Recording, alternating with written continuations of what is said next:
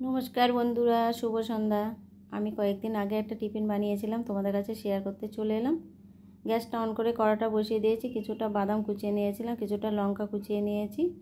আর soybean আলুটা কিন্তু soybean আলু রান্না করেছিলাম, কিছুটা তুলে রেখে বাঁচিয়ে রেখেছিলাম, একটু মশলাও তুলে রেখেছিলাম, মানে নতুন করে আর এটার জন্য আর কাটতে হলো না। এবার এখানে আমি পরিমাণ মতো লবণ আর হলুদ দেব, মশলাটা দিয়ে দেব। এদিকে আমি মশলাটা দিয়ে এবার আলুটা দিয়ে দিয়েছি, আলুটা দিয়ে একটু মশলাটা দিয়ে পরিমাণ মতো লবণ আর হলুদ দিয়েছি। এবার এখানে একটু স্বাদ মতো মিষ্টি দিতে হবে, নিরামিষ তো। এখানে পেঁয়াজ রসুন তোমরা দিতে চাইলে দিতে পারো, আমি পেঁয়াজ রসুন দিলাম না, মিষ্টি মিষ্টি করেই করব। আর নিরামিষ দিনের এই রেসিপিটি এবার আমার রেডি হয়ে গেছে পুরটা।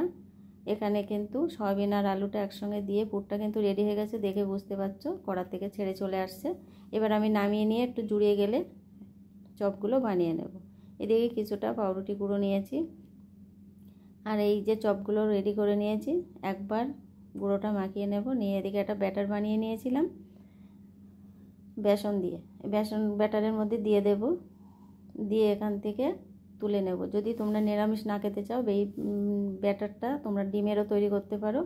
এবার একবার দিয়ে আর একটা বার তুলে দিয়ে এইভাবে বানাবে, দেখবে আমি যেভাবে বানাচ্ছি এইভাবে। নিরামিষ দিনে তোমরা এইভাবে বানাতে পারো। আর যদি মনে করো না পেঁয়াজ রসুন দিয়ে আমরা বানাবো, এখানে ডিমও ব্যবহার করতে পারো। সবগুলো একটা একটা করে বানিয়ে নিয়ে চলে এলাম। এবার আমি ঢাকা দিয়ে চলে যাব সন্ধে দিতে। সন্ধে দিয়ে তারপরে এসে ভাজবো, একটু গরম গরমই খাওয়া হবে।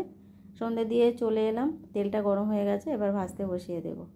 এটা কিন্তু নিরামিষ দিনে সন্ধেবেলা হলে কিন্তু সবার একটু ভারী টিফিন চাই, তাই জন্য আমি একটু সয়াবিন আর আলু বুদ্ধি করে তুলে রেখেছিলাম। নতুন করে আর বেশি খাটতে হয়নি, অল্প খাটনিতেই কিন্তু বানানোটা হয়ে গেছে।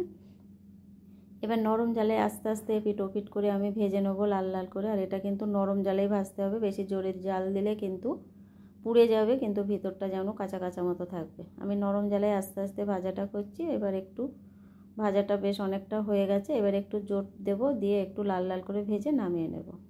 সন্ধ্যাবেলার টিফিন কিন্তু এমন একটা টিফিন হলে কিন্তু বেশ ভালোই লাগে। সন্ধ্যাবেলাটা বেশ চায়ের সঙ্গে জমেই যায়। আর এই স্বাদের কিন্তু ভাগ হবে না, এর স্বাদ কিন্তু একটা আলাদাই।